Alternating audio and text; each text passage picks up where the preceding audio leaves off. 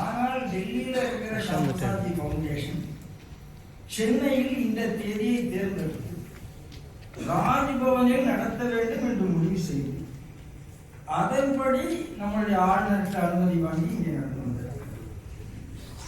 இந்த நிகழ்ச்சிக்கு யாரெல்லாம் கூப்பிடலாம் அப்படி முடிவு பண்ண படைப்பாளர்கள் யாராரோ அவர்களை கூப்பிட வேண்டும். யாராரும் நல்ல எழுத்தாளர்களோ கவிஞர்களோ கலைஞர்களோ அவர்களை கூப்பிட வேண்டும். இரண்டாவதான முடிவு, யார் யார் சமூக ஆர்வலர்கள் சமூக ஊடகங்கள்ல தங்களுடைய ஒரு பெரிய இன்ஃப்ளூயன்ஸ் வச்சிருக்கிறாங்களோ அவர்களை கூப்பிட வேண்டும். ஆகவே இங்கு வந்திருக்கிற எல்லாருமே on the dais of the dais எல்லோருமே விஐபிக்கள். ஆகவே என்னுடைய முதல் வரவேற்பு ஆஃப் த டைஸ்ல இருக்கக்கூடிய படைப்பாளர்கள். இரண்டாவது என்னுடைய ப்ரொஃபசர் கனகசபாபதி ஷாம்சாத் ஃபவுண்டேஷனுடைய டைரக்டர் டெல்லியில் இருக்கிறார். தமிழகத்தில் முதல்ல ஸ்டாக் எக்ஸ்சேஞ்ச் பற்றி ரிசர்ச் பண்ணவர். சுதேசி ஜாகரன் மன்சினுடைய கன்வீனராக இருந்து இந்தியா முழுக்க சுதேசி எஜுகேஷன் சிஸ்டம் சுதேசி இண்டஸ்ட்ரியல் சிஸ்டம் அதெல்லாம் தயார் பண்ணி அவருடைய புக்ஸ் பல யூனிவர்சிட்டியில இன்னைக்கு பாடத்திட்டத்தில் இருக்காரு. ஆகவே அவரை நான் வரவேற்கிறேன். அடுத்ததாக பெரியவர் டாக்டர் அண்ணே 98 வயசு இளைஞர். நீங்க பார்த்துருக்கீங்க. எப்படி சொல்லுவது என்று சொல்றது. நாங்க அவர் கேட்ட உடனே தமிழகத்தில் டாக்டர் ஷியாம் பிரசாத் பத்தி பேசுவதற்கு யோக்கியமான ஒருத்தர் தகுதியான ஒருத்தர் இருக்க முடியும்னா டாக்டர் அண்ணே. ரைஸ் அண்ட் ஃபால் ஆஃப் 370 ஒரு புக் இருக்கு. அந்த ரைஸ் அண்ட் ஃபால் ஆஃப் 370 புக்ல தன்னுடைய முதல் பேஜ்ல the book is dedicated to doctor Shyam Prasad. தமிழகத்தில் யாருக்கும் தெரியாது. அதை விட அவருடைய சிறப்பு அம்பேத்கருடைய கான்ஸ்டிடியூஷன் விஷயத்தை எழுதியிருக்கிறார். அது அம்பேத்கர் எந்த அளவுக்கு நேஷனலிஸ்ட் என்னெல்லாம் சொன்னார்கள் என்று எழுதியிருக்கிறார். ஆனால் அதை விட சிறப்பு 12 வால்யூம் கான்ஸ்டிடியூஷனல் டிபேட் முழுசா படிச்ச ஒருத்தர் தமிழகத்தில் அவர் போய் ஆகும். அதனால உடனே நாங்க அவர் போய் பார்த்து கண்டிப்பா நீங்க வரணும்னு சொல்லும்போது நாங்க உங்களுக்கு ஃபோன் பண்ணோம். கேட்டார் புரோகிராமத்தை எல்லாம். அதுக்கப்புறம் நேரில் போய் பார்த்தோம். 1.25 மணி நேரம் கான்ஸ்டிடியூஷனல் டிபேட் அவருடைய எல்லா விஷயத்தையும். ஆகையினால டாக்டர் ஹண்டே அவர்களை வரவேற்பதில் நான்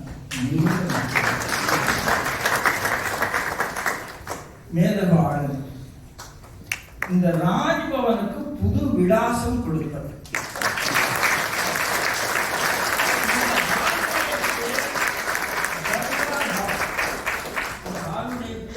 நேற்று வரை தர்பார். நம்ம ஆளுநர் வந்த பிறகு இது பாரதியார்.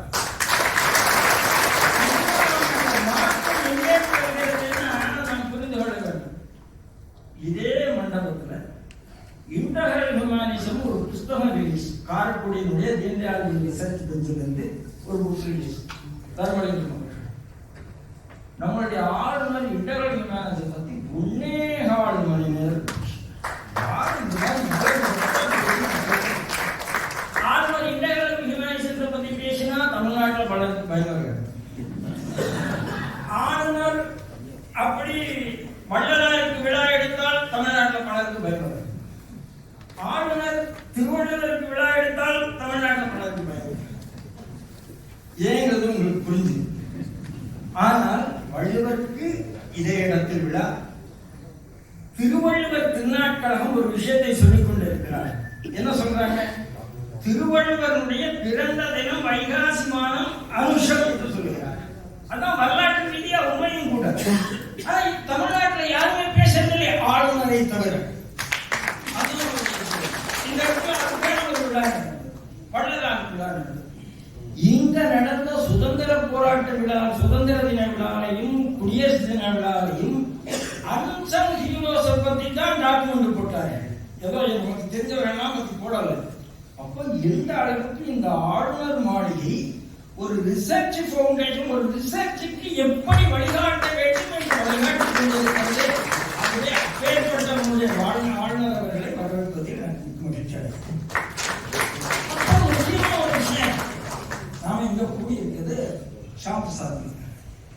நீங்க பாருங்க, 6ஆம் தேதி இல்ல ஜூன் 23ஆம் தேதி இதே மாதிரி தீன்தயாளுடைய பிறந்த நாள், பெரிய பெரிய தலைவர்களுடைய பிறந்த நாள், சாவர்கருடைய பிறந்த நாள், குருஜி கோல்வல்கருடைய பிறந்த நாள்.